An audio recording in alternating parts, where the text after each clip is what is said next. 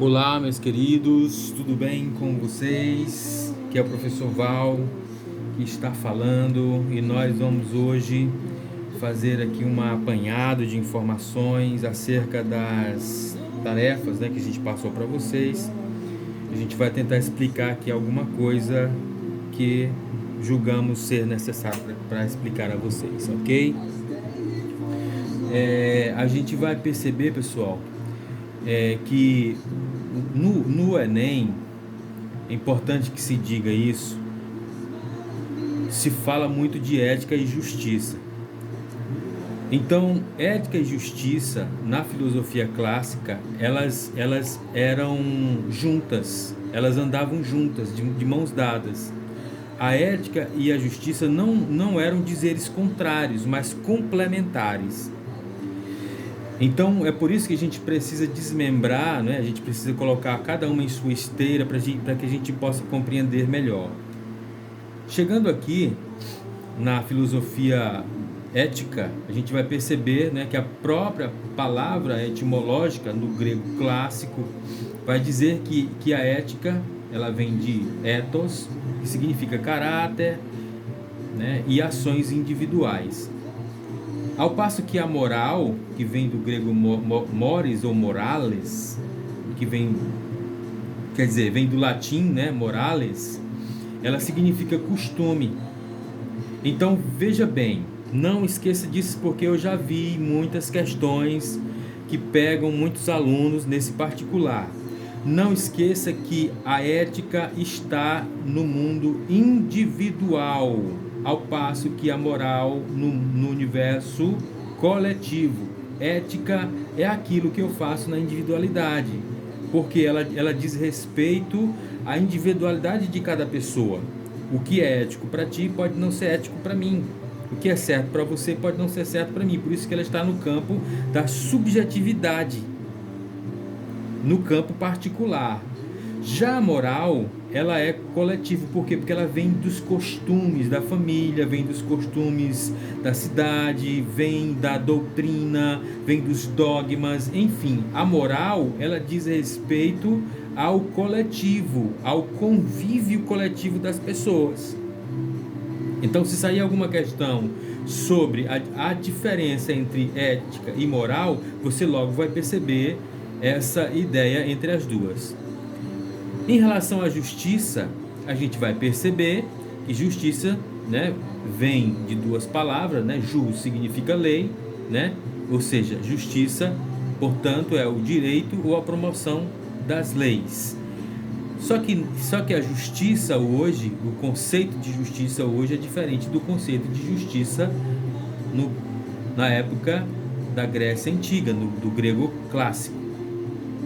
Então, justiça era exatamente aquilo que regia a vida do homem justo e que trazia a felicidade. Por isso que os filósofos vão dizer que o homem justo não precisa de leis, porque se ele é justo, as leis são para as pessoas injustas. Indo adiante, a gente vai logo observar que na Grécia Antiga a justiça ela era representada por uma deusa, Temis. Olha a deusa Temis aqui, tá vendo? Essa era a representação da justiça na Grécia Antiga, porque ela foi tomada, da mitologia grega para os dias da filosofia clássica, em relação a Sócrates, Platão e Aristóteles. Essa deusa Temis, por que o nome dela é Temis e por que a figura dela? Porque Zeus, ele era incisivo, ele era irredutível, ele era vamos dizer assim, ele não era maleável, ele não voltava atrás nas suas ideias. Então, o que ele fazia, ele era contundente naquilo. Então, a figura da deusa Temis foi para quê? Ela veio exatamente para atenuar as coisas, para equilibrar as coisas. Daí é que vem a ideia de que todos são iguais perante a lei, E a balança que ela segura na mão, ela representa o que? A equidade, o equilíbrio e a espada significa a força. Quando a palavra não possibilita a mudança, quando a palavra não é suficiente, a espada precisa agir, ou seja, a força. Então a espada é representada pela força. O que na verdade, né, no século XVI, os alemães acrescentaram a venda nos olhos, dando a ideia de quê? De imparcialidade. Ou seja, olhar e fazer algo, quer dizer, fazer algo e não olhar a quem faz. Porque se você olhar, você vai acabar sendo parcial. E aqui nós colocamos a figura da deusa, né? Claro que aqui ela está diferente, mas em frente ao STF tem a figura do quê? Da deusa Têmis, porque o STF é o Supremo Tribunal Federal. Ou seja, o Supremo Tribunal Federal usa o quê? A justiça. Porque é ele que julga, ele não legisla. E ele também não fiscaliza. A função do STF é exatamente promover a justiça, né, através do julgamento das causas. Então, vindo para cá agora, depois de nós falarmos sobre a justiça, né, e sobre a ideia da justiça, a figura da justiça, a gente vai chegar, portanto, aos sofistas. Por que a gente precisa falar sobre os sofistas no que diz respeito à ética? Porque os sofistas, né, eles validavam as coisas pelo espectro da fala. Ou seja, o que valia era o conhecimento. Então, esses sofistas, eles pregavam o relativismo radical sobre conceitos como valor e verdade, que eram fundamentais para Sócrates. Então, os sofistas se contrapunham a Sócrates, porque Sócrates, embora fosse um sofista, ele acabava indo de encontro à filosofia sofista, primeiro porque ele não cobrava para dar aula. Segundo, porque ele não concordava com essa ideia de relativizar as coisas. Os valores eram relativizados e a verdade também era relativizada. Ou seja, para os sofistas não havia uma verdade absoluta, porque para eles o homem é a medida de todas as coisas. Para os sofistas, o homem era antropocêntrico, embora não existisse essa palavra. Mas para os sofistas, o homem era a medida das coisas, ou seja, o homem era o centro. Por isso a palavra, estamos mencionando, né, a palavra antropocêntrico, porque o homem é o centro da verdade. A verdade estava com o homem. A verdade não estava com os deuses, não estava com os filósofos. A verdade era estabelecida na mente de cada pessoa. Por isso que eles relativizavam a ética, relativizavam os valores, relativizavam a moral, a verdade. Então a verdade não é absoluta, os valores não são absolutos. E assim por diante. Esses caras, pessoal, os sofistas, é importante que se diga, né, eles davam aula de eloquência e de sagacidade mental. Eles ensinavam às pessoas o argumento, a lógica argumentativa das coisas, para que as pessoas pudessem ir na ágora e defender as suas teses, defender os seus conceitos, defender seus valores. E quando essas pessoas se defendiam ou defendiam aquilo que elas acreditavam ali em praça pública, porque a voz era dada a qualquer pessoa que quisesse falar, mas que tivesse palavra argumentativa, ela podia, portanto, ludibriar os outros. Então a proposta dos sofistas era exatamente ensinar a retórica, porque ensinando a retórica e ensinando a arte de falar, as pessoas poderiam fazer uma verdade, ou de uma mentira, uma verdade. Porque para eles o que valia não era a verdade em si, mas a verdade que cada um trazia em seu bojo. Indo mais adiante, né, a gente vai perceber que a razão pela qual Sócrates se contrapunha à filosofia sofista é porque Sócrates buscava buscava identificações para se chegar a uma verdade.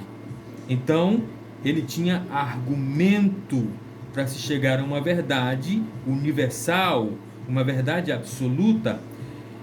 Então, para Sócrates, a ética que estava atrelada à verdade é aquela que era caracterizada pelo bom caráter e pelos valores morais da sociedade. O que, na verdade, depois Aristóteles também vai tomar essa ideia emprestada e ele vai dizer que o bem comum se dá quando as pessoas vivem em busca do bem comum de todos, e esse bem comum é a felicidade, e é essa felicidade o produto final do ser humano. Chegando aqui, pessoal, para o outro lado, já que nós estamos falando de Sócrates, né? Então estamos falando dos sofistas, a gente vai precisar também falar da justiça em relação a Platão, porque Platão foi discípulo de Sócrates. E para Platão, o bem comum é a justiça. Da mesma forma que o bem comum para Sócrates é a felicidade da alma. E da mesma forma que o bem comum é a moralidade para Sócrates. Os valores morais é exatamente aquilo que o homem precisa primar para que ele seja feliz. Essa é a filosofia socrática.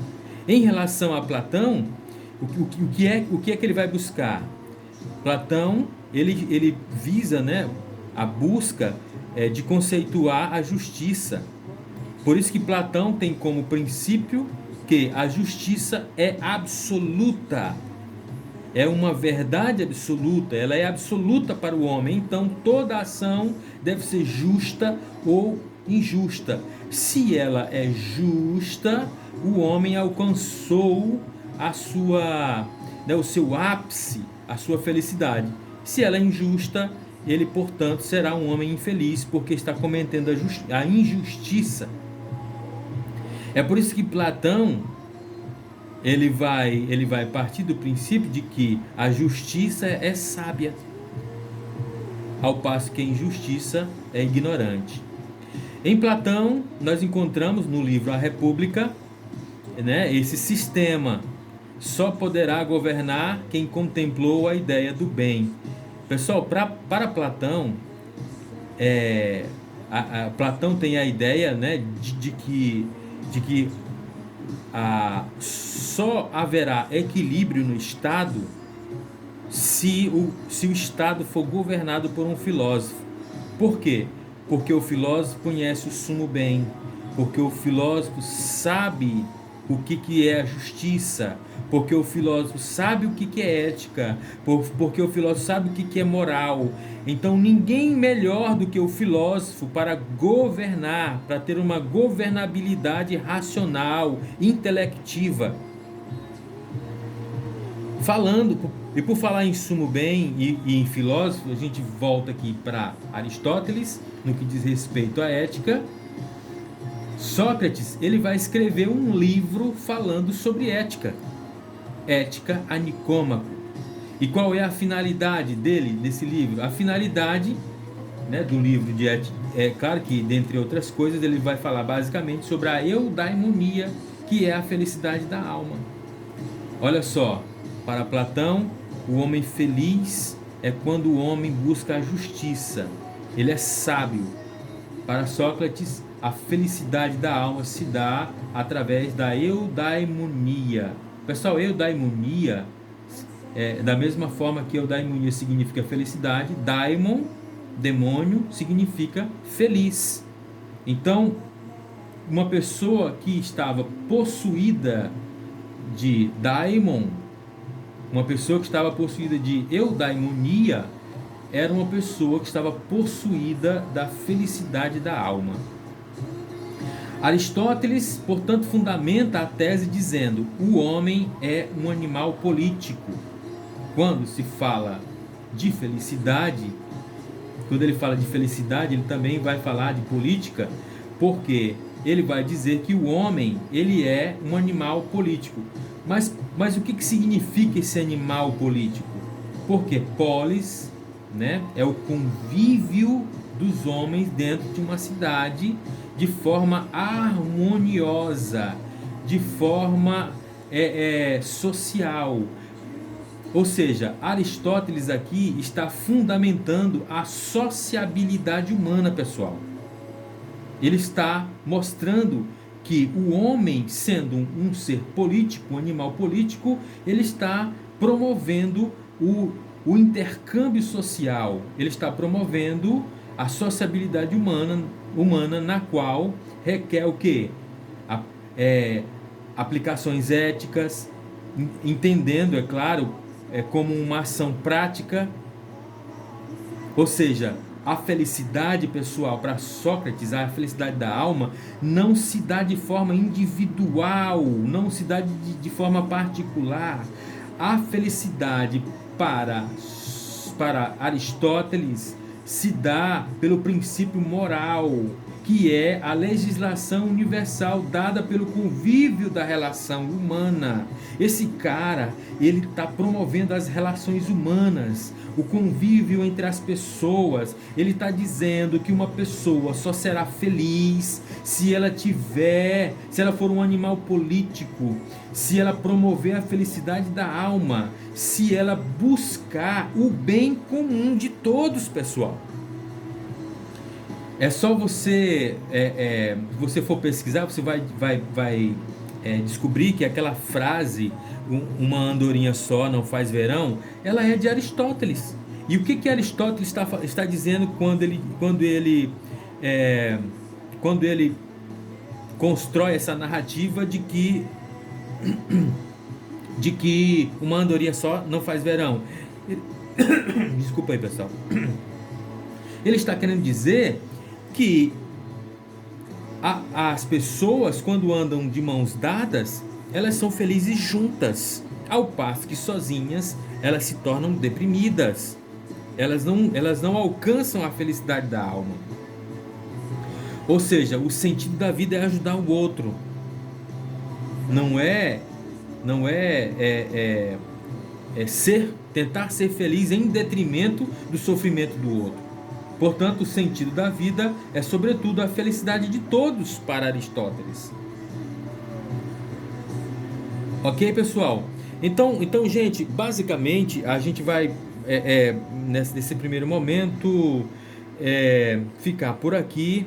Depois, a gente vai estar falando sobre a política, mais precisamente agora, olha, levando em conta a filosofia kantiana. A gente vai falar sobre o altruísmo, né?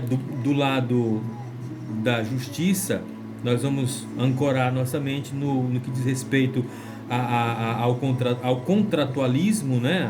Aos filósofos contratualistas, né? Hobbes, Locke, né? Rousseau. Vamos falar sobre os iluministas, né? E assim por diante, ok? Mas essa vai ser uma outra aula, porque vai ficar mais legal a gente dividindo em duas partes para que você entenda melhor. Um abração a todos, espero que vocês tenham gostado aí da explicação.